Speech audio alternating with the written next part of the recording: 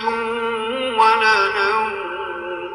لَهُ مَا فِي السَّمَاوَاتِ وَمَا فِي الْأَرْضِ مَنْ ذَا الَّذِي يَشْفَعُ عِندَهُ إِلَّا بِإِذْنِهِ يَعْلَمُ مَا بَيْنَ أَيْدِيهِمْ وَمَا خَلْفَهُمْ وَلَا يُحِيطُونَ بِشَيْءٍ مِّنْ عِلْمِهِ إِلَّا بِمَا شَاءَ وَسِعَ كُرْسِيُّهُ السَّمَاوَاتِ وَالْأَرْضَ وَلَا يَئُودُهُ حِفْظُهُمَا وَهُوَ الْعَلِيُّ الْعَظِيمُ.